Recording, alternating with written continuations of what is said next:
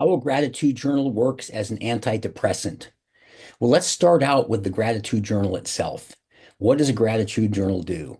Every single day, it's if you choose to write it every day, which makes perfect sense, you write down everything you're grateful for, your blessings and abundance, all the good things that are happening in your life, and you frame everything around all the blessings and abundance that you have and the things that are really high on your list, the positives, if you will, not the negatives.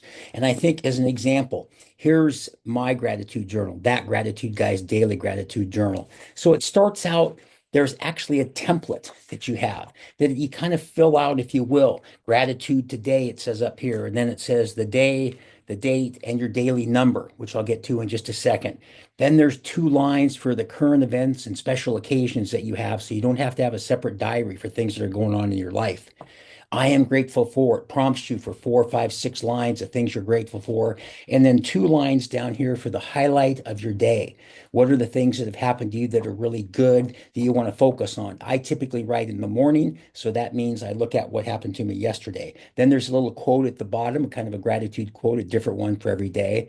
And then on the right-hand side is gratitude tomorrow. And that's what your gratitude intentions are for the day after tomorrow or next week or what have you in the future.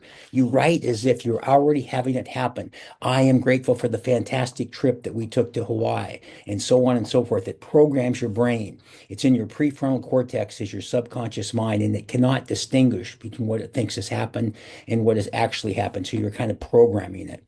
So, as an example, every day I write in the morning as part of a power hour. I get up, I make my bed, get the dopamine hit, go in and drink the first of my 4 quarts of water, come back, take my shower, shave, get ready, stretch, put on the rest of my clothes, meditate for 10 minutes, write in the gratitude journal. It's about 5 or 6 minutes, and then put everything away, get the latte, and then turn on the devices. In this case, my laptop, could be your cell phone, your tablet, what have you.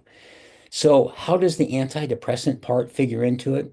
So, typically, I'm in a pretty good mood after I've written in my gratitude journal. I am grateful for. I start out with my health, my sons, my friends, my family, the condo I live in, the view that I get to enjoy every day, all the things I can think about that are the blessings and abundance I have, and really focus on that. And it just naturally puts your mind in a better state and naturally helping you focus on, it's the same thing about a positive attitude.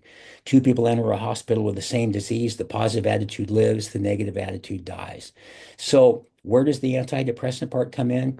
As recently as 2 weeks ago, I had a day I was just feeling terrible. All of a sudden, it went downhill and I was so depressed.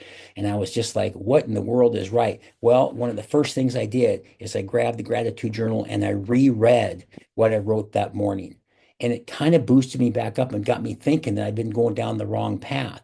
And all of a sudden, about not having success here or there or something I was frustrated I didn't have, I went back and it reshaped those things in my mind, my health, physically, mentally, emotionally, spiritually, how fortunate I am for those four things in terms of my overall health. My two sons that are doing extremely well. For those of you who are their parents, they say that if your kids are doing well, you're typically doing pretty well. So as I go through it, and the fact I have a warm bed, a hot shower, food in the refrigerator, all those kind of things, and it just reinforces that. And it got me less depressed. And that's why I think it's kind of like the ultimate antidepressant. And if you have to go look at it again before you go to bed or review it or what have you, that's fine too.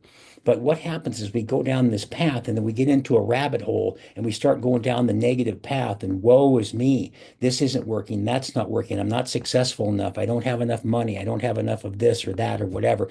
And the gratitude journal brings you back to focus on your blessings and abundance. And ultimately, the thing that's been said for years, it's seeing the glass half full versus half empty.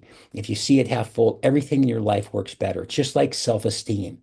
If you have good self-esteem, good confidence, you have a great relationship with yourself, everything in your life works better.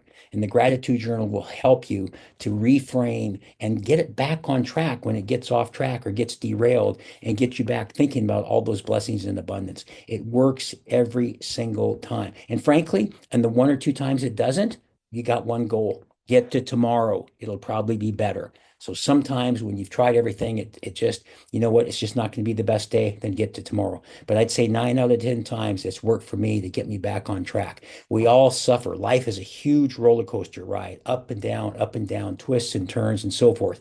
Everybody likes it when you're up. Nobody likes it when you're down. When you're up, it's fun. When you're down, it's not. But this can help get you back to on a level playing field or back up where you want to be. So try the gratitude journal. It is ultimately a great antidepressant. I'm that gratitude guy. Remember, be grateful and never quit.